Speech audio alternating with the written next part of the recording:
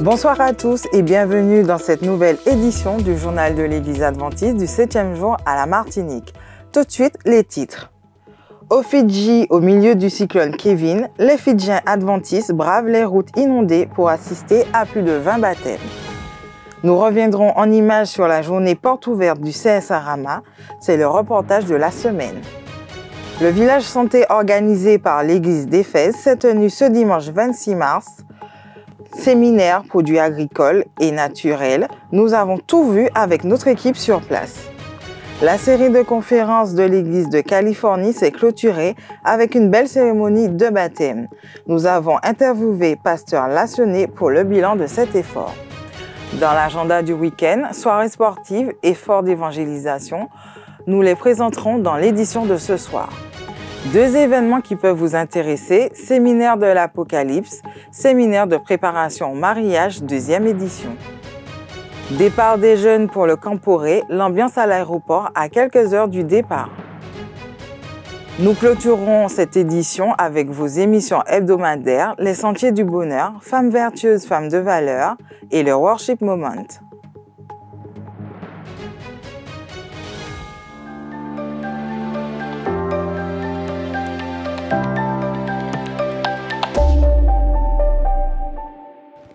Mot à l'Église, Fédération adventiste du 7e jour de la Martinique. Salutations fraternelles en Jésus-Christ. Comme nous l'avions convenu au début de la mandature, je viens vers vous pour vous informer des mouvements au sein de notre fédération. La Fédération adventiste de la Martinique, au sein de l'Église mondiale, fait partie de l'Union des Antilles et de la Guyane française. Cette interdépendance explique que les décisions prises au niveau de l'Union affectent aussi la Fédération adventiste de la Martinique. C'est donc avec joie que nous vous informons que Pasteur Esaïe Auguste a été nommé comme président de l'Église adventiste de la Guadeloupe à l'occasion de sa dernière assemblée générale. Aussi, afin de le remplacer aux fonctions qu'il occupait à l'Union des Antilles et Guyane françaises, sœur Jaël Valéamé-Noël a été nommée au dernier comité d'union comme directrice de la jeunesse adventiste, coordinatrice du ministère des campus publics et en charge de l'aumônerie. À ce même comité, Pasteur Cédric Adrassé a été nommé comme directeur des ministères personnels et école du sabbat de l'UAGF. Pasteur Claudie Rétel, qui occupait jusqu'à ce jour ces mêmes fonctions, a été nommé à l'association pastorale en charge de réveil et réforme, mission globale. Il sera aussi assistant à l'évangélisation auprès du président de l'Union, Pasteur Eddy Michel Carpin. Fort de ces changements, le comité de la Fédération, dans sa dernière séance du dimanche 26 mars 2023, a pris les votes suivants. Nommer Pasteur Éric Delbois comme nouveau directeur du département de la jeunesse adventiste de notre fédération. Nommer Frère André Honoré comme aumônier pour le collège Lisette Moutachi. À ce même comité, nous avons pris une série de votes pour pallier à certaines carences. En effet, notre frère Franz Claver a été nommé à l'aumônerie du centre pénitentiaire en remplacement de notre frère pasteur Georges Kionkion, actuellement en arrêt maladie. Pasteur Harold Linzo a accepté d'assurer l'intérim de l'association pastorale en remplacement de pasteur Jean Millard, lui aussi en arrêt maladie. Notre jeune pasteur qui achève son stage, Harry Medeuf, prendra la direction du district de Saint-Joseph qui était jusqu'alors dirigé par notre pasteur Jean-Hugues Vallier. Au département de l'éducation, a été ajouté à l'équipe déjà en fonction sœur Catherine Montabor comme directrice adjointe de ce département. Tous ces votes prennent effet de manière immédiate. À l'occasion du conseil d'administration, un remaniement partiel de chef de district a aussi été fait, mais cette fois avec une prise de fonction au 1er septembre 2023. Le jeune pasteur stagiaire Patrick Imba prendra à compter du 1er septembre la direction du district du François, qui était dirigé jusqu'alors par pasteur Grégory Descas. Pasteur Descas, quant à lui, prendra à compter du 1er septembre la direction du nouveau district du Centre, qui est composé des églises d'Éphèse, l'église Ephraïm à Ravindilène, l'église Jérusalem à Corridon, ainsi que l'église Maranatha. Le pasteur Kervin Sully prendra quant à lui la charge du district de Bellefontaine, qui était jusqu'alors présidé par le pasteur Éric Delbois. Pasteur Uriti aura une charge supplémentaire dans son district et il prendra lui aussi la charge de l'église de l'Estrade, qui était jusqu'à ce moment dirigée par pasteur Charles-Henri Coco. Pasteur Nicole Quimper, pasteur à la retraite, a accepté de prendre en charge pour nous de manière momentanée la supervision de l'église du Verpré, qui était jusqu'à ce jour dirigée de manière intérimaire par pasteur Charles-Henri Coco. D'autres changements et événements à venir vous seront communiqués très prochainement. Mais nous avons l'assurance que Dieu dirige son Église ici à la Martinique. Nous louons Dieu pour les différentes actions missionnaires qui ont eu lieu récemment ou qui sont encore en cours. Et croyons que l'appel d'un retour à l'autel et à la fidélité aux enseignements de l'Évangile de Jésus-Christ doivent résonner aux quatre coins de notre île. Nous vous invitons à prier pour ces nouvelles affectations et pour nos collègues pasteurs en congé maladie. Nous vous invitons aussi à continuer à prier pour la relance d'une dynamique évangélique et missionnaire au sein de notre fédération. Que chacun comprenne que le temps est court et qu'il nous faut tous nous investir dans cette mission qui nous a été confiée par notre Seigneur Jésus-Christ, si clairement définie dans le message des 3 anges d'Apocalypse 14. Que Dieu bénisse son œuvre au sein de notre fédération. Maranatha. Que Dieu bénisse son œuvre au sein de notre fédération. Maranatha. Jésus revient bientôt. Dans l'actualité du monde, malgré les fortes pluies et le vent causé par le cyclone Kevin au Vanuatu, 24 personnes ont été baptisées dans le village de Nayaka, aux Fidji, le 4 mars 2023. Le baptême était le résultat d'une campagne d'évangélisation de 3 semaines menée par le pasteur Josateki Tabaka, assisté par les membres de l'Église adventiste du 7e jour de Liwa. La cérémonie de baptême s'est déroulée pendant un orage, les eaux de la rivière Wenyura ayant gonflé et débordé sur les routes menant au village. Cela n'a pas empêché les habitants des villages voisins de parcourir à pied plusieurs kilomètres sur des routes de brousse inondées pour assister à la cérémonie. La cérémonie de baptême était un témoignage du pouvoir de la foi et de la persévérance face à l'adversité, a déclaré Ravulo Paoleasi, étudiant en théologie au Collège universitaire adventiste de Fulton. Malgré les conditions météorologiques défavorables, les gens se sont tout de même rendus à la cérémonie pour assister à l'engagement de leurs proches à l'égard du Christ. Vous pouvez retrouver l'intégralité de cet article sur adventiste.news.fr. Dans l'actualité en Martinique, dimanche dernier s'est tenue la journée porte ouverte du CSA Rama. L'occasion pour les futurs élèves de découvrir les locaux, pour les élèves de partager ensemble et pour les anciens de se retrouver. Convivialité, retrouvailles étaient les maîtres mots de cette journée. Un reportage de Tevni Techel et Valinda pour Espérance Média. Ce samedi 26 mars, la cité scolaire adventiste Rama a ouvert ses portes au plus grand nombre. De nombreuses activités telles que des jeux gonflables, quad électriques et podiums musicaux étaient mises en place pour accueillir anciens et nouveaux élèves, parents et visiteurs autour de la promotion de l'éducation scolaire adventiste à la Martinique. Aujourd'hui, c'est la journée porte ouverte et de retrouvailles de Rama.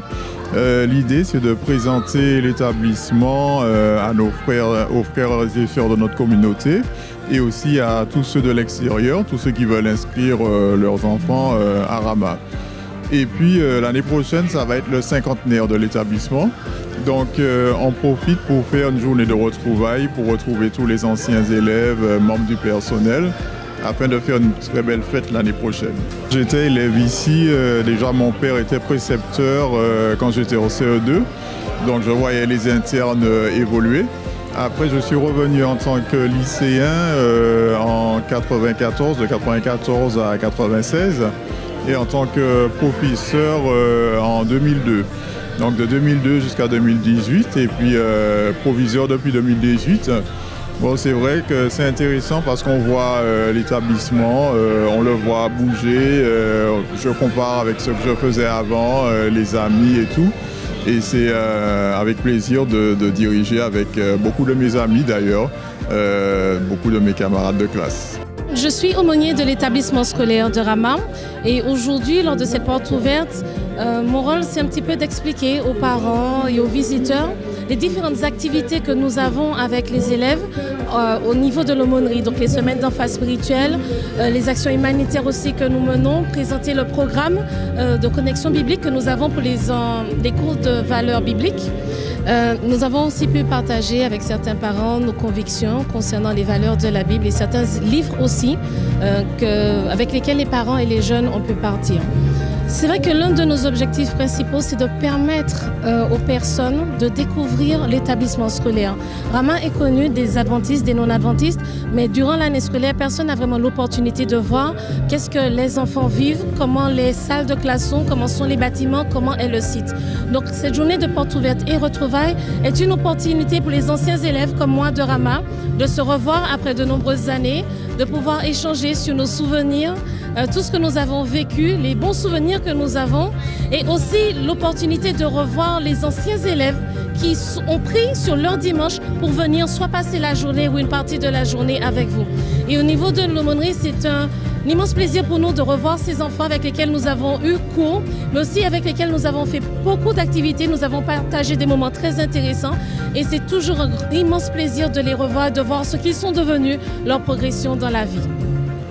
En aparté, lors de cette porte ouverte, l'occasion était donnée à quelques anciens proviseurs, professeurs ou autres personnels de se retrouver après parfois plusieurs années et de partager un moment afin de préparer le 50aire de la CSA Rama prévu en 2024. C'est pour une réunion de préparation du 50e anniversaire de Rama qui doit se passer l'an prochain. Mais déjà, ils ont fait une journée porte ouverte à laquelle nous avions été conviés. Enfin, tous les anciens proviseurs ou autres de Rama qui sont en retraite. J'étais proviseur de l'établissement. J'ai été de 1994 à 2002, puis de 2005-6 à 2018 quand je suis parti. Est-ce que ça te fait de revenir quelques temps après Chaud au cœur. Chaud au cœur. Ému, oui, je t'assure. J'ai été chef d'établissement ici de 85 à 90. J'y suis resté 10 ans, donc de 85 à 94 comme enseignant pour les années 90 à 94.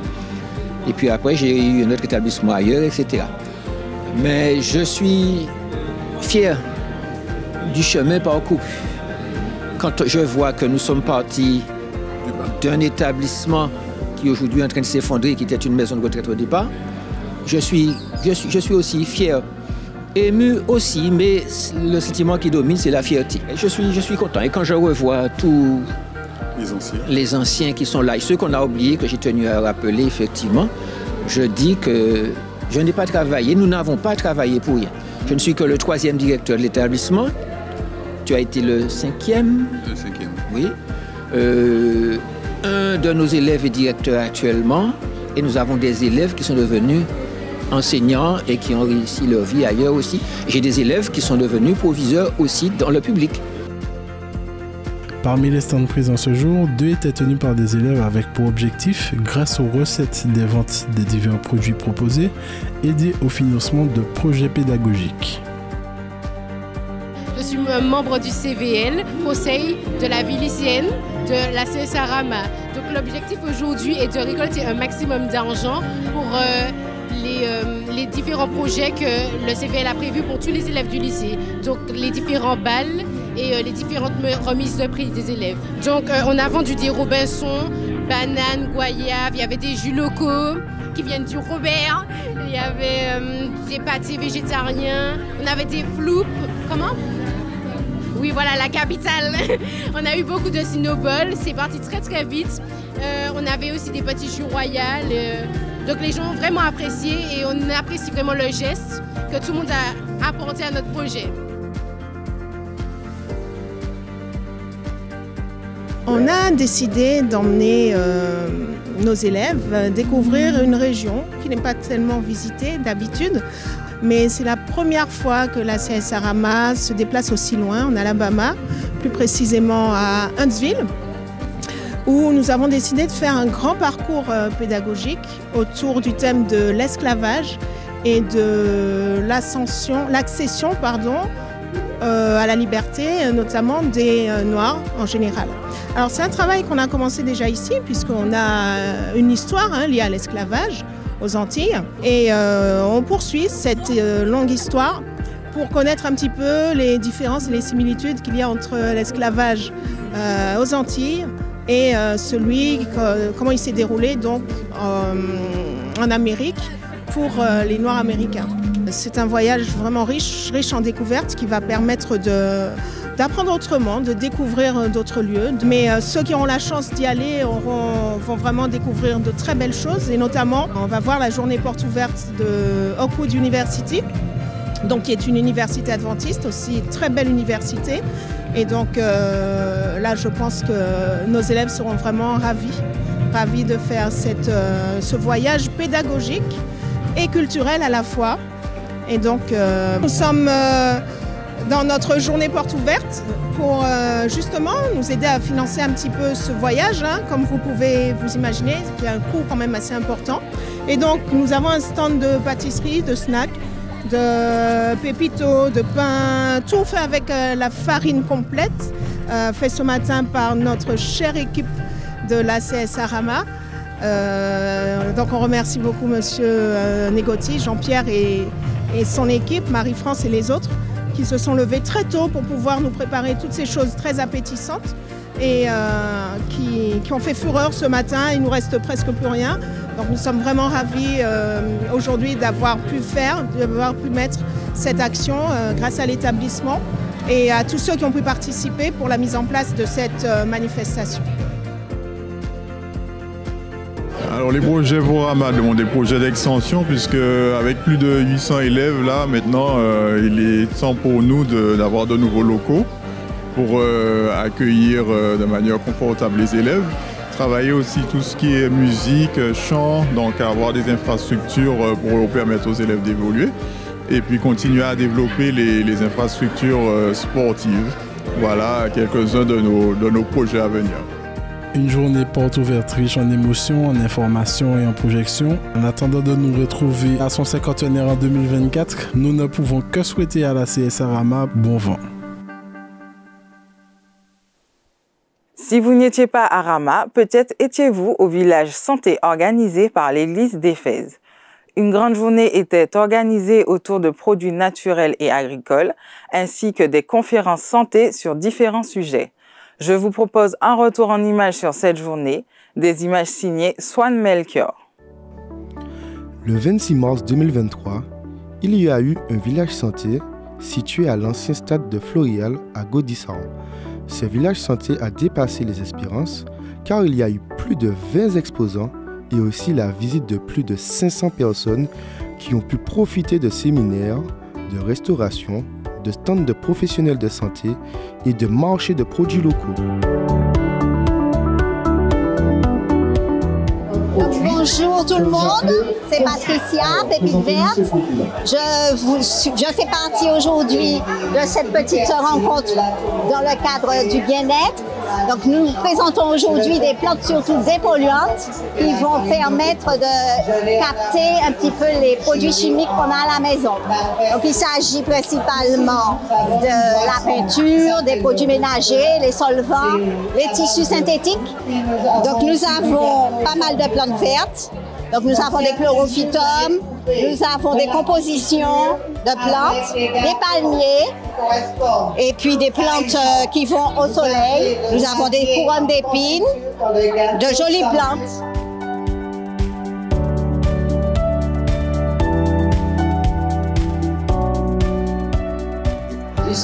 Vous êtes dans le stand de mon stand, Loïc Montpart. Je vends des fruits médicinales, là de la menthe, du sucre à steak, du via dulci et quelques plantes ornementales. Voilà, on a un peu de laitue aussi. Dans la laitue sans engrais, bien sûr. Et c'est quelques produits que j'ai ce matin. Alors, je me nomme Dina Simasochi, donc je suis hygiéniste naturopathe. Donc, et là, je fais mon stand aujourd'hui présente toute la gamme de mes produits.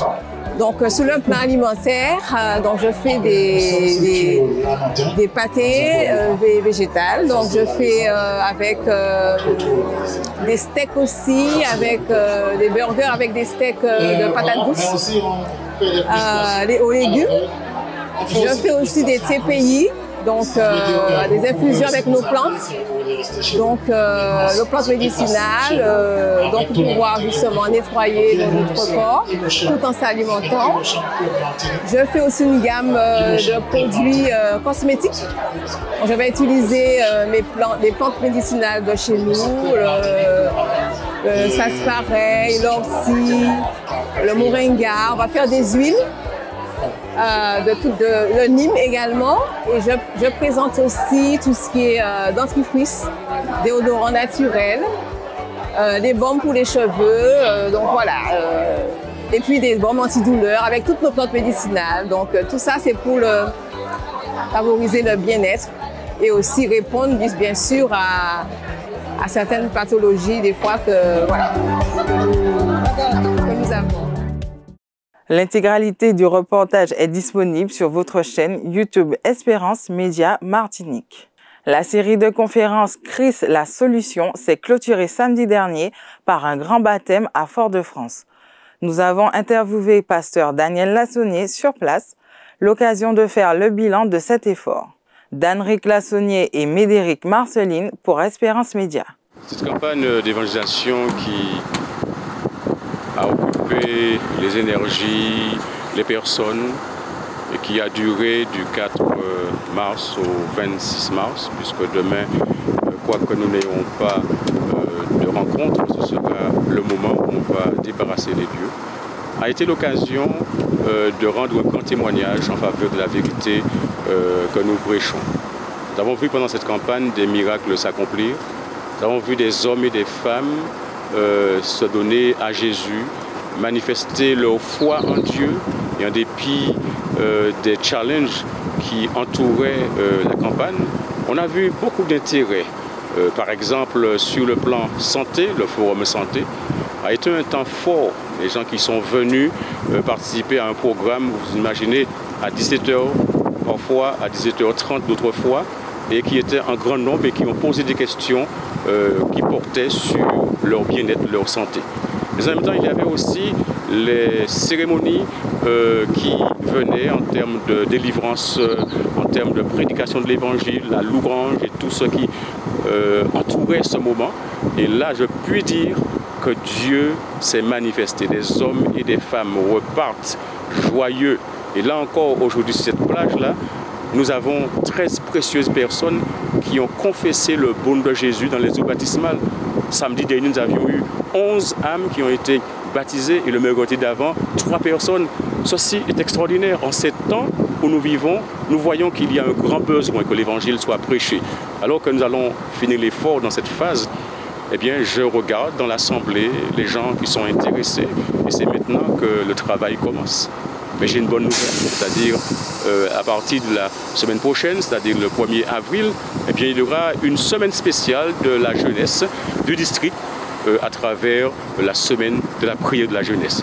Et ainsi, nous continuerons à faire des études, nous continuerons à visiter les gens et nous continuerons à proclamer Jésus-Christ haut et fort parce que nous croyons qu'il revient bientôt et que nous devons être prêts et aussi préparer d'autres à le faire.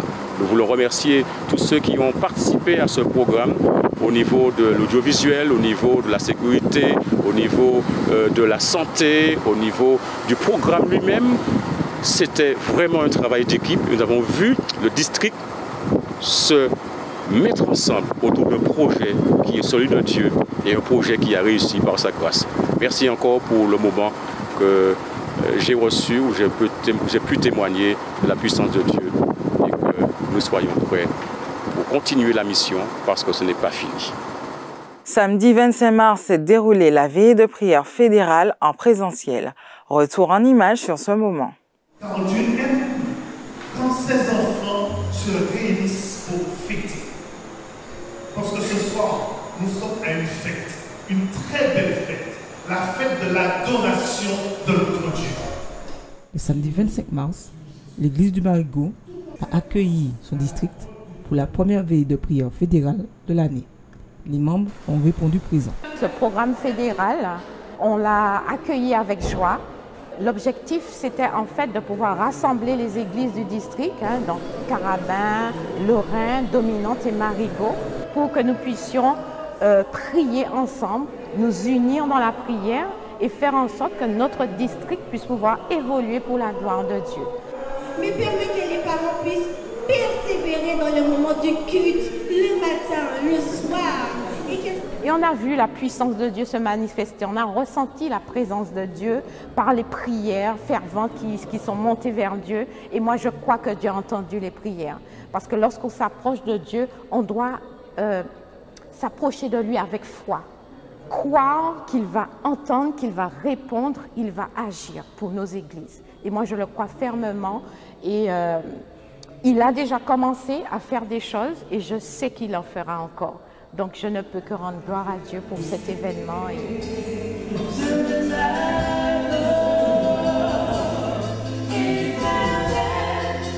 Je crois que le Seigneur nous a également instruits à travers les différentes méditations qui étaient très à propos, qui étaient vraiment, parce que nous sommes concernés par tout ce qui se passe dans la fin de ces temps.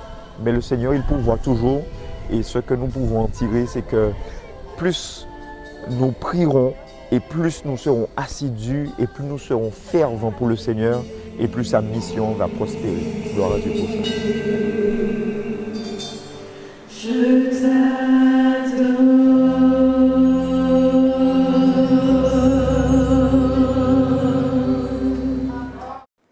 C'est ce vendredi qu'a eu lieu le départ pour le Camporé de la division interaméricaine qui se tient à la Jamaïque. Voici quelques images de l'ambiance à l'aéroport.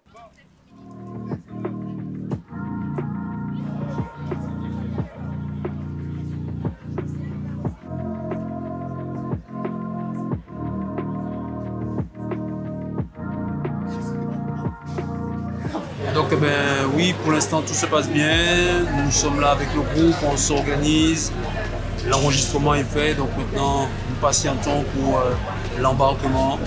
Mais bon, pour l'instant tout se passe bien, les jeunes sont heureux d'être là. Bah écoutez, c'est une nouvelle expérience, donc je vais découvrir un peu et puis j'espère que ça va m'apporter beaucoup de choses et puis faire de belles rencontres. Et puis je pars en bonne compagnie, donc comme on dit en bonne compagnie, on survit pas.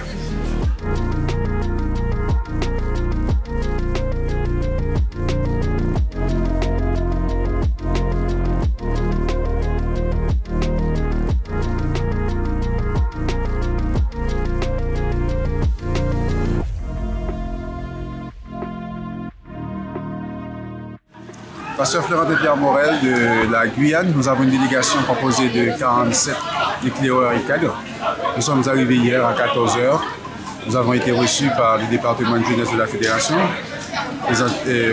représenté par le pasteur Adrassé, Nous avons été reçus au site de camp de Rama. Nous avons dormi là, nous avons mangé. Ce matin, nous sommes revenus par ici. Nous avons enregistré, nous allons justement prendre le voyage ensemble avec la délégation de la Martinique. Jusqu'à présent, tout se passe bien. Tout le monde a mangé, tout le monde a fait le plein pour le voyage. Et nous allons prendre l'avion tout à l'heure à 16h30 pour arriver en Jamaïque vers 18h30. Et là, nous allons passer un moment ensemble avec la délégation jusqu'à mardi matin. En tout cas, merci à la Martinique de nous recevoir pour cette première étape. Et nous espérons que les choses vont continuer à bien se dérouler par la grâce de Dieu. Merci.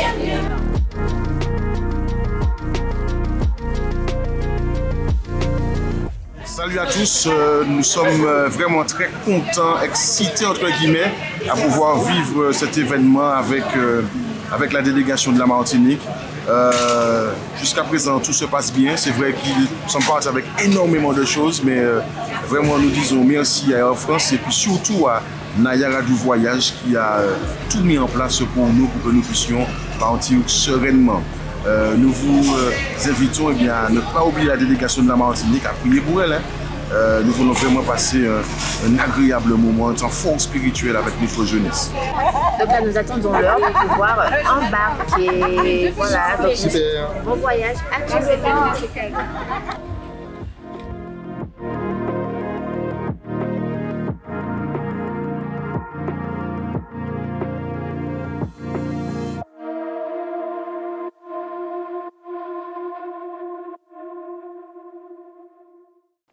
Pour ce week-end, voici les différentes rencontres. Le samedi, si vous souhaitez participer à un voyage missionnaire, samedi 1er avril à 16h au siège de la FEAM, venez soutenir ou participer à un projet missionnaire en faveur de l'Église adventiste au Sénégal. Toutes les informations seront données lors de la réunion. Le soir, profitez d'être sur place et faites du sport avec l'Église de Maranatha. Ce samedi 1er avril à partir de 18h30, soirée sportive au programme, animation fitness et remise en forme. Si vous souhaitez participer, il n'est pas trop tard. 2 animateurs sportifs animeront ce moment. 2 événements à venir qui peuvent vous intéresser en avril. Du 21 au 29 avril de 18h à 20h, conférence inclusive sur le livre de l'Apocalypse. Nous comptons sur chacun de vous pour informer et accompagner vos amis, malentendants, non-voyants ou à mobilité réduite à ces conférences. Le lieu sera précisé ultérieurement. Du 28 au 30 avril, séminaire de préparation au mariage. Inscrivez-vous avec ou sans projet de mariage. Le coût et le lieu vous seront communiqués lors de l'inscription. Informations au 05 96 61 99 99. Nous passons à vos émissions hebdomadaires, Les Sentiers du Bonheur, intitulées L'eau, c'est la vie. Eric, dans le cadre de la Journée mondiale de l'eau, l'Office de l'eau Martinique a organisé du 20 au 26 mars dernier la Semaine pour l'eau. L'objectif était de sensibiliser la population à une gestion durable et responsable des ressources en eau douce. Des gestes simples peuvent contribuer à la préserver, tels que jeter nos déchets dans les lieux dédiés et non dans la nature, fermer l'eau du robinet en se brossant les dents ou encore laver sa voiture dans les centres prévus à cet effet et non dans nos rivières. Voici donc autant de petits gestes à la portée de tous qui contribuent au changement indispensable pour protéger cette ressource si précieuse. Et l'adage le dit bien, l'eau, c'est la vie. Oui, l'eau, c'est la vie. De fait, personne ne peut rester indifférent à ce type de mobilisation. L'ONU, qui a institué cette journée de l'eau, relève que la situation mondiale concernant l'eau est assez critique. Dans certains territoires, nous autres humains avons développé une surconsommation vampirique de la ressource, tandis que d'autres parmi nous en manquent cruellement. L'épisode est disponible sur adventiste.mq. Il sera également diffusé le samedi à 13h sur les ondes d'Espérance FM 91.6. Cette semaine, dans votre émission Femmes vertueuses, femmes de valeur, Véronique a reçu Noémie Jean-Marie. Petite taquinerie, on va dire, à l'époque, c'était un petit peu le lot de tous ceux qui se donnaient à Dieu un petit peu plus. Comment toi, après, tu as découvert Dieu? quelle place a eu Dieu dans ta vie quand tu as grandi et que tu as considéré les choses différemment, on dirait? Eh bien, j'ai grandi, j'ai pris la connaissance des choses par rapport au club. J'allais au club et en MV aussi. Les missionnaires volontaires. Voilà, j'aimais beaucoup parce qu'il y avait beaucoup de jeunes, c'était un petit peu... c'était aléatoire, mais je trouvais tout le monde à ma portée. J'avais des difficultés, si tu veux, mais lorsqu'on était là, il y avait la joie de vivre, il y avait la paix, on oubliait tout. Et on passait de bons moments. Et au club, il y avait une sœur qui s'appelait sœur Marie-Louise Sylvie et sœur Joséphine Nicole, que je ne vais jamais oublier. Ces deux dames-là nous ont donné tout ce qu'il fallait nous donner. L'intégralité de l'épisode sera disponible à 11h ce samedi 1er avril sur votre chaîne YouTube Espérance Média Martinique. Passons au Worship Moment. Ce soir, Azaël nous propose une interprétation du titre Walk in Love, Marche dans l'amour de Gwen Dresser. La vidéo est déjà disponible sur notre chaîne YouTube Espérance Média Martinique. Je veux aimer comme tu as aimé, sur la route malgré les coups. Tu n'as pas répondu aux injures, alors qu'on crachait sur ta figure. Tu as méprisé les coups, quand tu m'as aimé plus que tout. C'est ainsi que s'achève cette nouvelle édition. Merci à tous de votre écoute. Je vous laisse avec la suite du programme sur votre chaîne YouTube Espérance Média Martinique et sur les 91.6 de la bande FM. D'ici là, prenez soin de vous et que Dieu vous bénisse.